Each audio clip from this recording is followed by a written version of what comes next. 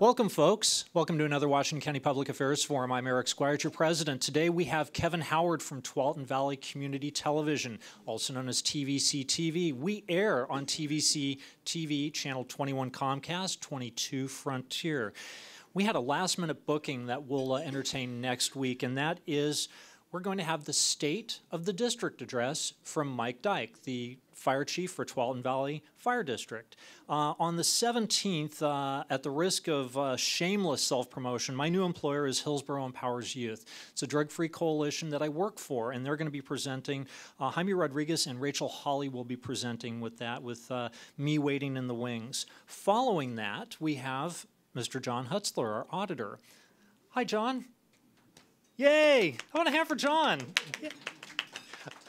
John serves us here, and he also serves the county by keeping people and tasks true and in check. One of the more exciting bookings that I think we've got coming up is Dr. Jeremy Brown. He is the president of all the campuses for Portland Community College, and there's quite a bit of buzz going on behind the scenes when it comes to that programming. And then to round out our non-election season programming, we've got Tom Marsh. Tom responded to John McWilliams' request, and he's the author of To the Promised Land, History of Government and Politics in Oregon. And Mr. Marsh talks about some very interesting political scenarios that occurred with some of our more contentious elections.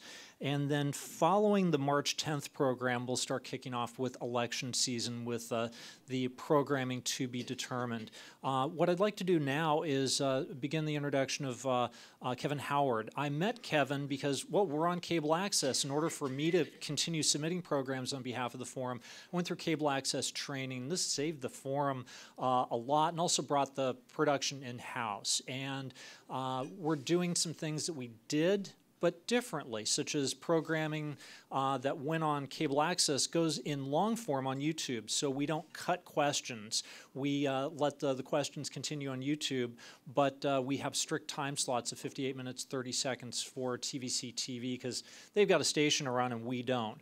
But what I'd like to do now is just ask for some applause so we can turn this over to Mr. Kevin Howard. Folks, how about some applause for Kevin? Thank you, everyone. I'm going to be going through a PowerPoint presentation today, just talking a little bit about who we are at TVCTV and what we do. And after the PowerPoint presentation, I will be showing a short video, and then I will be taking questions at the end of that. So, you know, feel free to.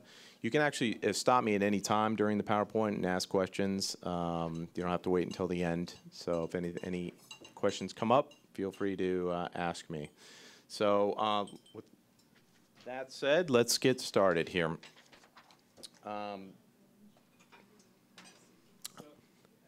Yes. For people that might want to ask questions during your presentation, there's a microphone over there, and if they don't, then they won't get their question on the air. That is true. Yes. So we need the microphone. So, good point.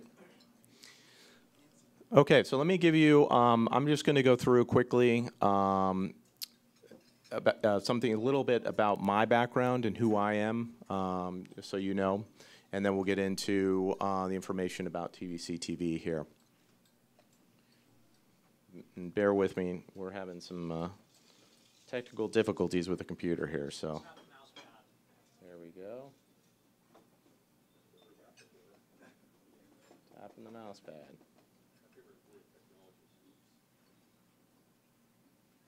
There we go.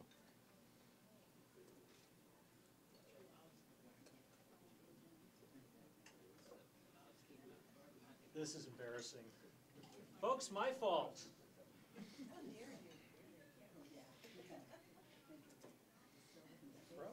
Froze up.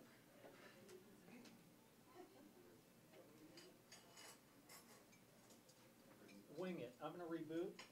Just give me 90 seconds. Okay. Continue. Any questions? I'm trying to fill here. Kill three. Any questions first off before I get into this? Yes. And let me get the microphone to you, by the way, too. Do we have a wireless? They just come up and ask the question. Oh, you just come up and ask the question. Got it. I'm unfamiliar with the format here, so I'm learning on the go. So the question I have is, where you're located, and you've been in the building very long, and how is that different from where you were in the past? Good question. We are located right off Cornell Road in Highway 26, very close to there. So right on the border between Hillsborough and Beaverton. We used to be located at ACMA, the Arts and Communication Magnet Academy, right off. It's a high school, part of the Beaverton School District, and we used to be housed in their basement, essentially. It was a nice deal because we had $1 a year rent there. So, but they needed the space for classes, and as a result, we were sent on our way looking for another location to move into, and so we have been in our current location in Cornell Road and Highway 26 for about, it's a little over 2 years now. And we had to basically build brand new studios and office spaces from the ground up. So it was a big project. Luckily we were able to finish that, and it looks like we're good to move on here.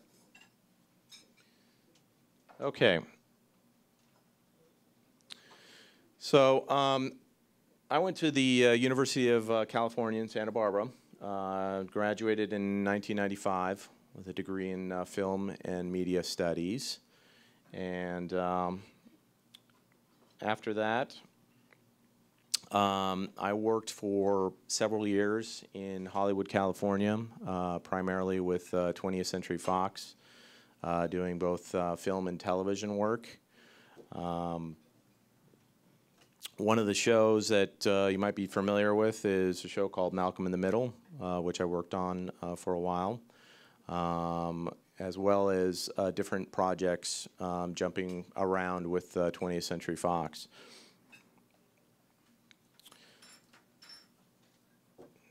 Okay, and in 2001, I left behind the lovely smog and traffic of LA to move up here to beautiful, rainy Portland. And was actually happy to get out of there. It was, if anybody's been to LA, it's a lovely place. Okay, my current positions, I am the community programming supervisor at TVCTV. That's my full-time position there. What that means essentially is that I manage the public production department. So the public comes in, they take classes, we teach them how to use our equipment, we teach them how to use our studios, and they essentially can produce their own programming. And we have a variety of different programs that we air on TVCTV, one of which is Eric Squires' program here. So I'm here to basically one of the purposes is to get the word out to everyone that we do have opportunities at TVCTV to develop your own programs and to get out there and get the word out. Another one of my positions, I'm part-time at OPB. I'm a technical director there. And essentially what that is just a fancy word for a button pusher. I switch the cameras on air when we do live events. So if you've seen a lot of our pledge drives and see the different camera angles, that's me behind those camera angles. And I was recently hired at Portland Community College to teach some broadcast production classes there as well. So if you sign up at PCC for training, you'll probably run into me there. Okay, so what is TVCTV? In 1972, the Federal Communications Commission mandated that cable companies should provide channels, not only for government but for educational purposes and more importantly for the public. And this started a wave of what are called PEG stations, public education government stations, that allowed for broadcasting of various ideas, various local events, and it allowed the community to come in and get their voice on television. There are PEG stations across the country. There are several of them in the Portland area. TVCTV being one of them. There is Portland Community Media, which covers Multnomah County. There is Metro East, which covers Gresham, and there's a few others in the area, but and across the United States. So we cover primarily Washington County, as well as Lake Oswego, West Linn. We just picked up West Linn about a year ago, and so we have I think roughly about 14 jurisdictions that we handle.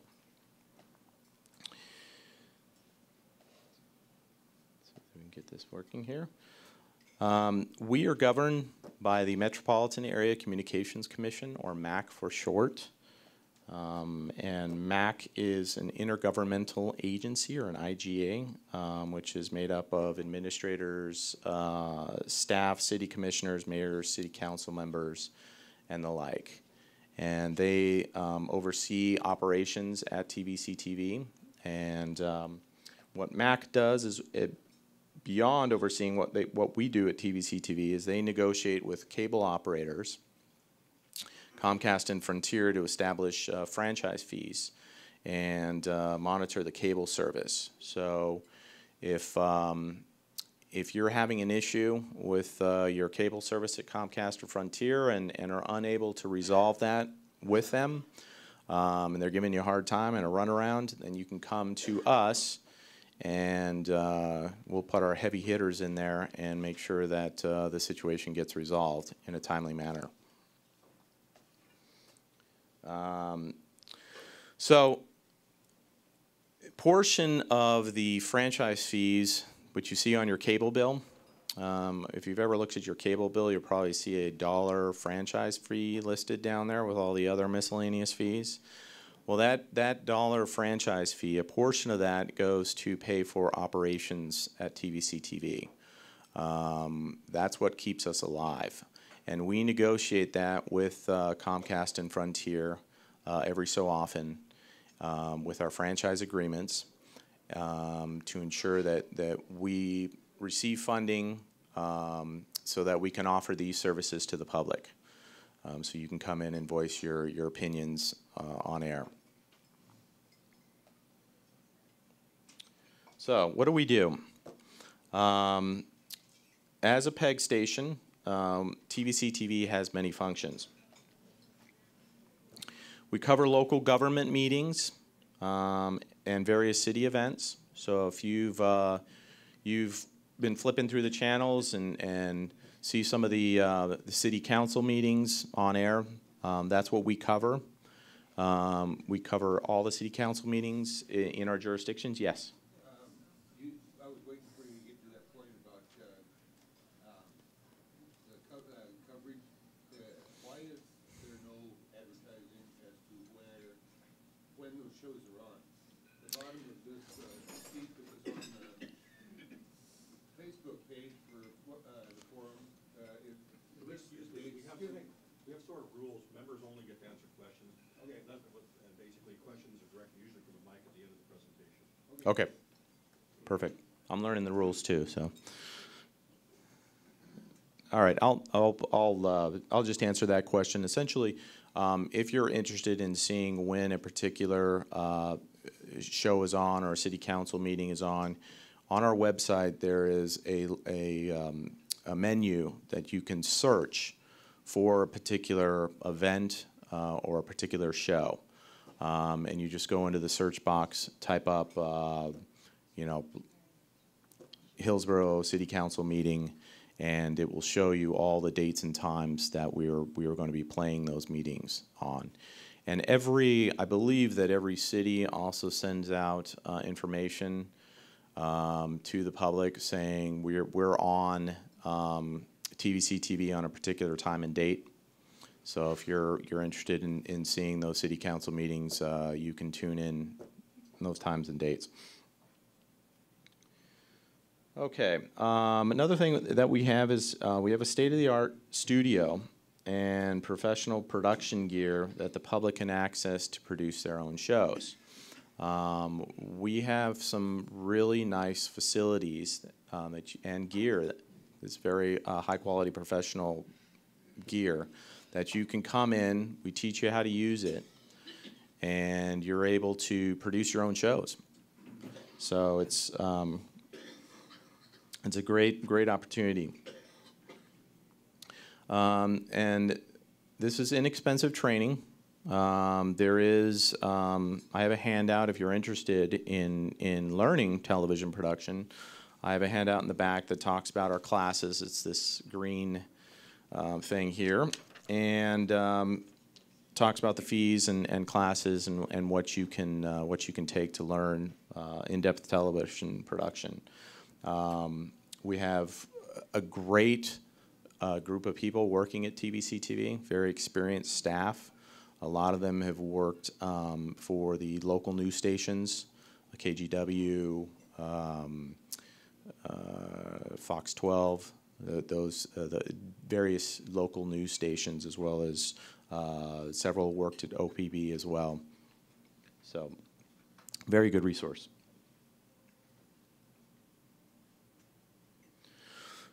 We have 6 channels on Comcast and Frontier, and we're going to go and just break down those channels. Channels 28 and 30 are government channels. They cover all our city council meetings, any government events, any general city events that we're covering. Those are on those channels. Channel 27 is Portland Community College's channel. We essentially take their programming in and broadcast it out to, we basically carry their signal and send it on to Comcast and Frontier. We don't have any input in that channel. They do all the programming. We just carry it and pass it on to Comcast and Frontier. Next here. Okay, channels 21 and 23 are our public access channels. So these are the channels that the public can develop shows, and we air those shows on those channels. Channel 21 is locally originated programming created with TVCTV facilities or equipment. So if you come in to our facilities, you're using our cameras as they are using here or using our studio, we will air your program on that channel. We also receive programming that is sent in from around the country. We receive stuff all the way from New York City and various states across the country, and we air that programming on Channel 23. There are various programs that people will produce and send them to multiple PEG stations across the country to try to get the word out nationally, and we participate in that as well. Move on to the next here. All right, so we also have Channel 11 on Comcast, and it's actually Channel 22 on Frontier, and it's called the Community Access Network, or CAN for short. And what CAN is it's a channel that is shared by the PEG stations in the Portland area. We're each allocated a certain time or certain times during the week, and this station is broadcast to a tri-county area. So instead of the normal TVCTV stations, which are just broadcast to essentially Washington County, Lake Oswego, West Linn, and River Grove, this is broadcast to Multnomah County, Washington County, and Clackamas County. So the potential viewership is much greater. It's supposedly up to 1.2 million viewers that you can get your message out to. So a lot of our producers are very hot on the idea of getting their shows on this channel because they have a greater audience that they can get their show out to. Okay. We have, again, a state-of-the-art studio. It's called the Community Access Production Studio, or CAPS for short. And you can see here, this is some of the equipment in that studio. We have, it's all high-end professional equipment that we train you on. There are remote-controlled cameras. We have this little board at the bottom here is called a switcher. And that's what switches the cameras and adds graphics and all kinds of fun things. And you have the opportunity, the public has the opportunity to come in and use this gear and learn how to operate this gear. And it's a really fun experience, and I certainly recommend it to anyone who's interested in television production. Here is, moving on. Part of our studio, when we built our studio, we moved to our new location roughly a little over 2 years ago, we decided because we had to downsize somewhat, because before we were getting $1 rent a year, and then we had to pick up an actual lease, which cut into our operations budget. So we had to downsize our operations as a result. So our studio is slightly smaller as a result because we didn't have the space to build these ginormous studios. But what we decided to do in the smaller spaces is allow for greater versatility. So we put in this revolutionary green screen technology. I don't know if anyone's familiar with what, green screen, what they do on all these films, where they're able to put digital backgrounds behind the actors.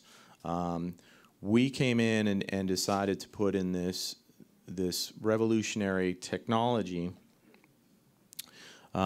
which is actually a curtain. It's a highly reflective curtain that reflects light off the cameras. There's these LED light rings that go around the lens of the camera. They shine that light out, which is actually a blue light. It's a fluorescent blue light like you see up here. And that shines out. It hits this highly reflective curtain, which is basically made up of thousands of aluminum reflective beads, and that light is bounced back into the lens of the camera. So the camera sees this curtain as a bright blue. The naked eye sees this curtain as a gray. We're able to take that color, blue, and remove it from the video and replace it with an image or video. So you can have your actors standing in front of this and have various different scenes. You can have them on the beach, on the top of a mountain, whatever you can think of, you can put behind there. So it added a lot of versatility, which we previously didn't have in our studio. And we have we purchased essentially 25 different virtual studios as well, so we can put these NBC-looking studios behind you as well. So it looks like you're actually in a real studio, which is not there. It's the magic of video. So this is an example of a virtual set where the only thing there is the actor and a green screen behind her, and in our case, a blue screen. Everything else in that shot is digitally generated, but it makes it look like she's in a studio. So it's a really nice option to have. All right. We recently just replaced all of our field production cameras with high-definition cameras that shoot on readily available and inexpensive SDHC, SDXC cards. They're really tiny cards Some of you might be familiar with them. They go into still cameras as well. And they can shoot high-definition video on these tiny little cards. Depending on the size of the cards, you can shoot for hours and hours and hours at a time. We used to shoot on tape, mini DV tape or DVC Pro tape. Tape is something that is completely disappearing from the world of video, film, television. It's on its way out, and it's so we are constantly having to move on with the technology.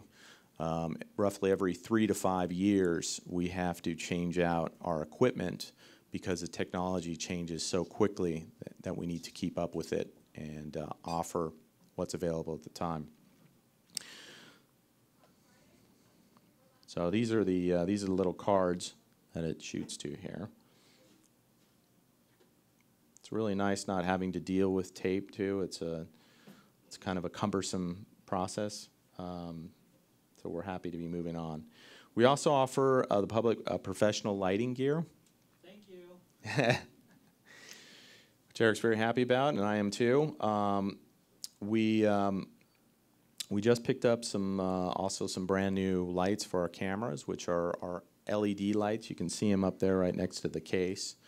So those can be mounted right on top of your camera. They're LED lights that you can change the temperature of the light as well, because the exterior light is very different than the lights being used here. For example, this is a much warmer color. It's at the redder, orange-red scale of temperature scale of light, whereas outdoor light is very blue. So these lights can be changed with a knob to match whatever condition you're in, which is really nice. So if you're shooting outdoors, you change that to an outdoor temperature, and vice versa.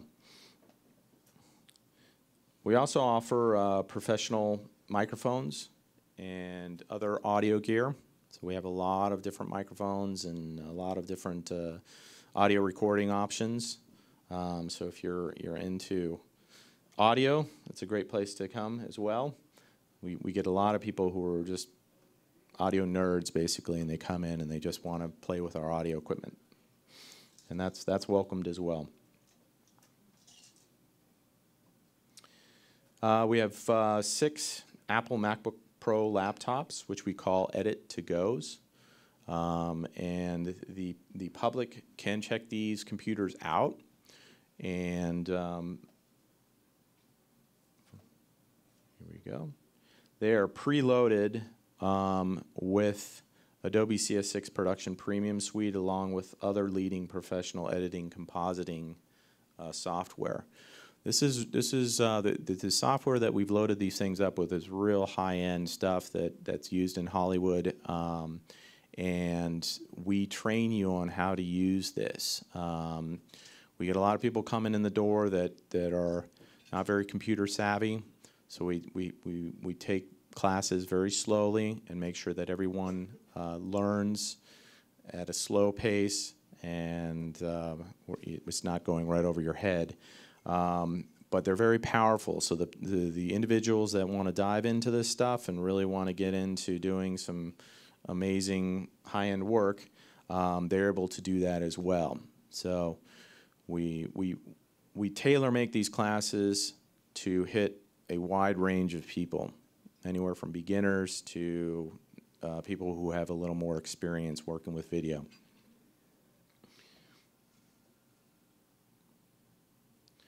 So you might be asking, how are we able to afford all this expensive equipment to give to the public? Well, twice a year, TVCTV applies for grant funds, which are strictly used for equipment purchases only. Our grant funds are only used for capital purchases. Our operation budget comes from the franchise fee on everyone's cable bill. So that's how we're able to offer some of this expensive gear to the public. And it is quite expensive. Our finance department is very careful about how we use the funds, and it's very strict. So we're very careful about only using funds in the proper way. And again, our day-to-day operations are funded through that franchise fee, that dollar fee on your bill. We get a portion of that money, not all of it.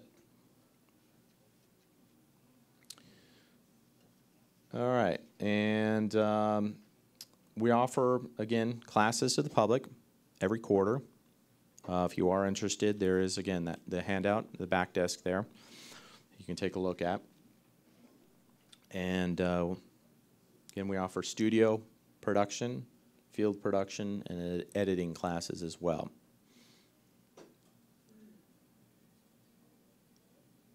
Our greatest resource at TVCTV is our helpful, smiling staff. Our diverse staff has extensive broadcast media and film production experience. I can't stress this enough. That's one of the biggest resources at TVCTV is the fact that we have some very, very skilled professionals at TVCTV with a lot of experience. And so the public that comes in and is learning how to produce their own show, we're there to help you. And so we get a lot of questions. And we try to help you through the process. It can be very technical, and we understand that. So we try to take it again very slowly. So it doesn't look like a deer in the headlights kind of a thing where you just have no idea how this stuff works. They only look like this, by the way, after multiple cups of coffee.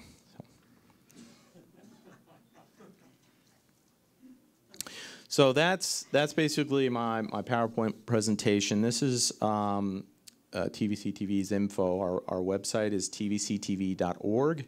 Phone number is listed up there. We're also on Facebook, Twitter, and YouTube. So you can find us out there. You can see some of the work we're doing. And be sure to like us on Facebook and Twitter if you're on those. That's essentially it. I don't know if we want to take questions now or after. I have a video that I'm going to show you, which essentially demonstrates some of the work that has been done at TVCTV, mostly by staff, but there are some other things that aren't staff related. And this shows you the possibilities with using our equipment and some of the gear that we check out to the public. So. Okay, we'll watch that now.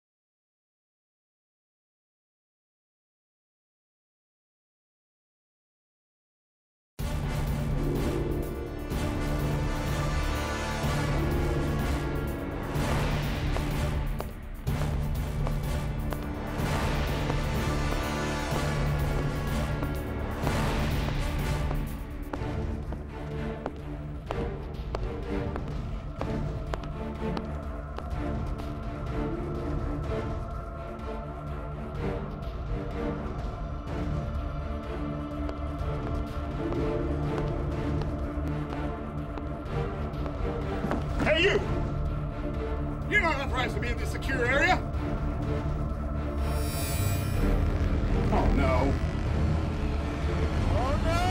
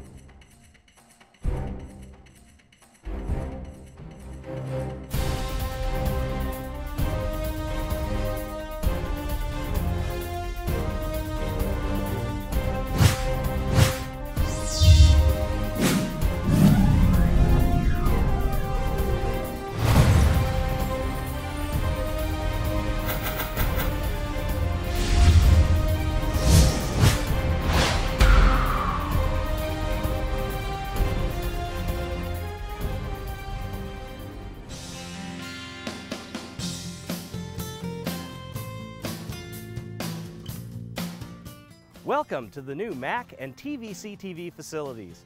We're excited to be here. We're located just south of the Sunset Highway. Let's look around. In front and around me are the studios, master control, and staff you're familiar with, working on franchise administration and the production of programs such as your council meetings and community events, now all together in one location. Our master control allows us live monitoring of your events and the ability to quickly troubleshoot and resolve transmission issues if they arise.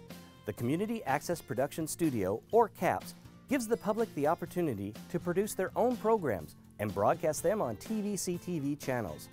This state-of-the-art studio comes with remote control cameras, a revolutionary green screen technology providing high-quality virtual set backgrounds, and professional video equipment, allowing as little as 2 people to produce an entire program.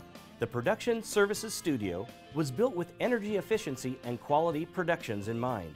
A hybrid lighting system has been utilized to reduce heat from lighting and energy use while still providing excellent video production coverage. The franchise administration and television staff are all here together, continuing to assist you in any way we can, providing excellent service and great efficiencies. Please don't hesitate to contact us if you have any questions.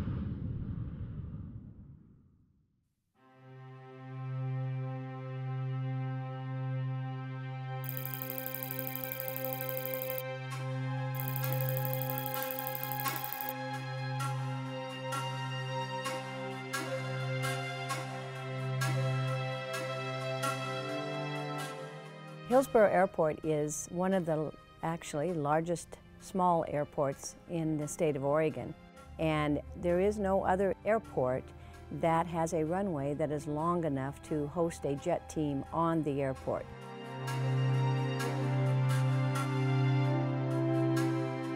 I started in working on a piece of the air show as an employee in 1991. And in year 2000, I was asked to step up to be the executive director of the air show and run the entire program. This event is so dynamic for our state in that its economic impact is huge. But it also is one of the best fun family events in the state of Oregon. It's well known throughout the United States as being one of the very best air shows, and there are over 300 air shows that happen every year. And our air show truly is I'm going to say, the top 10.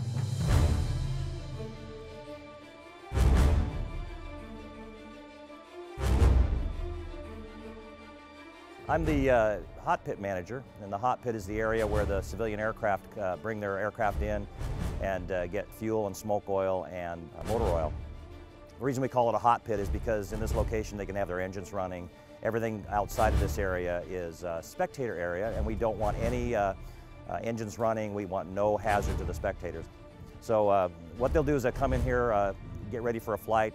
We'll get them fuel from the local place that we contract for fuel with. We'll provide the smoke oil and pump it for them. Typically what will happen here is we do that, they go out for a flight, they come back, and immediately we'll meet them, get them a bottle of cold water, maybe a cold towel on a day like this. It's pretty hot. And just basically get them what they need. More fuel, more smoke oil, check their needs, because we're taking care of the performers.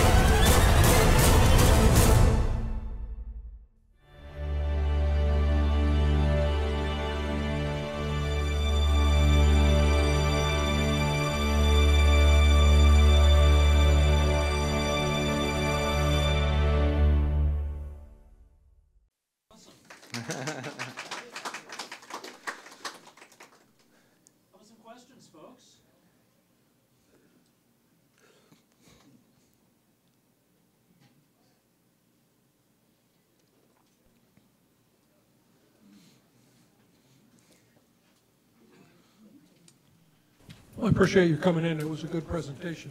My name is Bill Kroger. I'm a forum member. I have a two-part question, actually. The first is, can an individual come in and use your equipment to make something personal, like a commercial or a marketing piece? The second question is, has your organization ever rejected something because of the content? Maybe it was too radical or something like that, and if so, who makes that decision? Very good questions. Thank you. In regards to making something personal, yes, you can do that as long as it's not commercial in nature. We are a non-commercial station, so you're not able to sell anything or to promote your business or to use our equipment to promote your business. So, but you can present essentially anything that interests you on our channels as long as it is not commercial in nature. So in regards to do we reject any programming, we only will reject your programming if there are serious flaws in video or audio. So if you can't hear the program or you can't see the program, then we'll talk to you about that and try to get that adjusted. But in terms of content, again, as long as it's not commercial in nature, you can pretty much put anything you want on our channels, as long as it's, you know, legal and you're not doing anything too, you know, outrageous. But as long as it's within the law, we'll accept pretty much anything. Thank you, Kevin. Chris Leslie, forum member. Would you give us an idea of your budget and how much MAC takes off the top? You know, that's a good question. Our finance department handles that. Okay. And in terms of specific numbers on budget, that would be something that you'd have to talk to them about.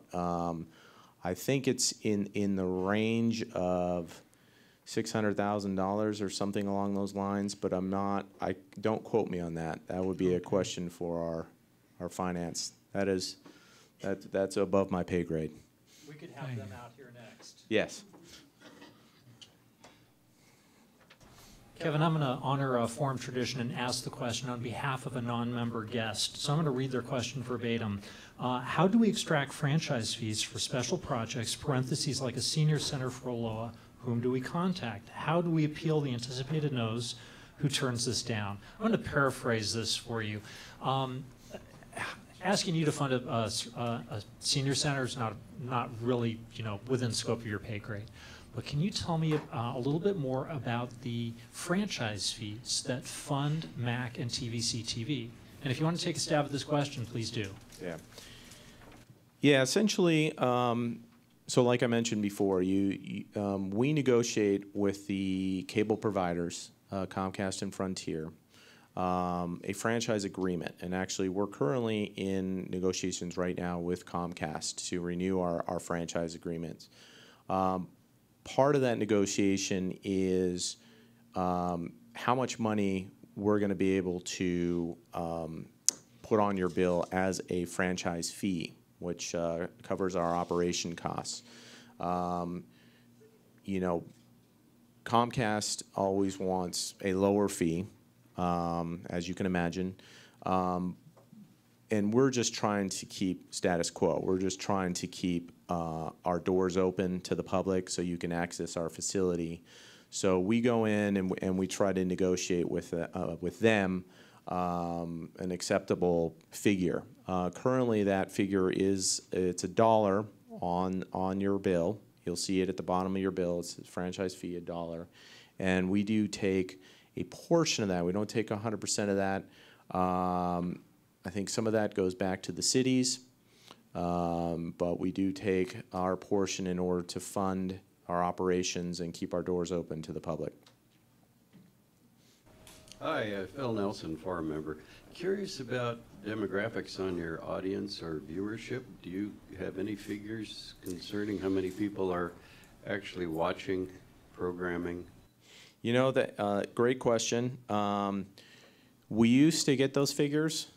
We don't have any like Nielsen ratings, so we don't have specific numbers of viewers for any particular show. But what we do get, a lot of our producers will put their email address up and website or their Facebook or Twitter accounts. And they will get an idea of how many people are watching based on how many people are writing them and asking them questions and things like that. But in terms of specific like Nielsen ratings, we do not get that. Again, we are a non-commercial station, and a lot of the Nielsen ratings are for commercial stations to know how much they can charge for their commercials. So we don't unfortunately get that information. We have a lot of producers that would like that information, but unfortunately we don't get it.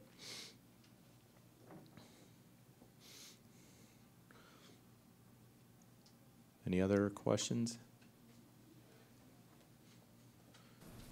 Thank you for joining us today. My name is Patricia Mayberry. I'm on the board. Question for you: when you update your current equipment, what do you do with the equipment that you're replacing? Is there a specific program for that? Very good question. Yes. Normally what we'll do is we will try to sell the equipment on eBay and try to put that money back into purchasing other equipment. So it doesn't just go in the trash. We try to get some money out of that in order to put back into buying other equipment.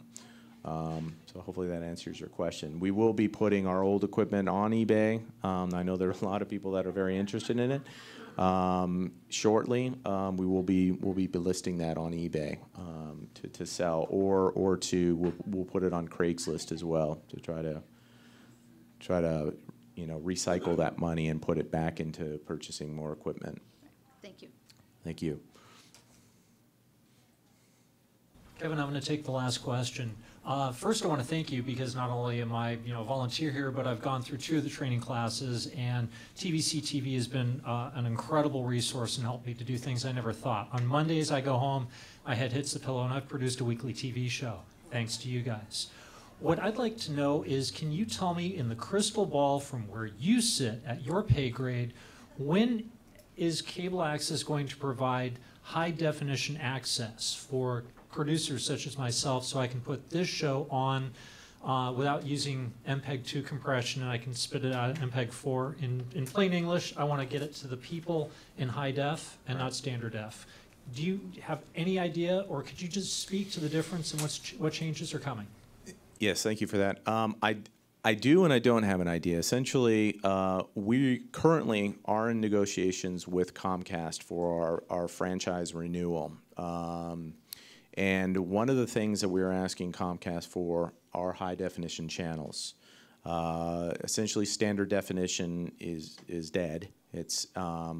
And so it appears at this moment, again, we're still in negotiations with Comcast, but it does appear at this moment that Comcast will be providing us with some high-definition channels. So when that is going to occur, I can't give a specific date at this point because we're still in negotiations, and we'll probably be in negotiations at least for the next year. So it could be as soon as a year from now, or it could be longer than that.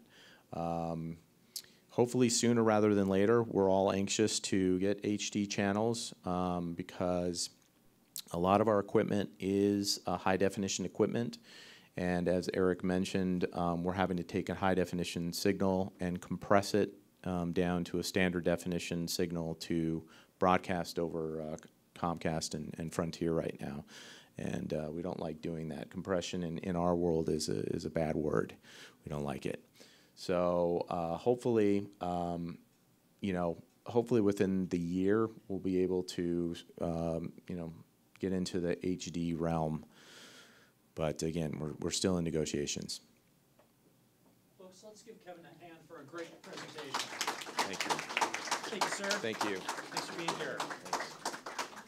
Folks, I want to wind down this meeting. Just remind you, if you'd like to hang out for our board meeting and all the torture that comes along with that, stay in this room. Otherwise, run for your lives. With that being said, I'd like to also thank all of you for not only participating in the forum, but for our television audience. We've hit now 100 likes on Facebook. You can find us at facebook.com/Washington County Forum. You can also like us on or follow us on Twitter at WC Forum.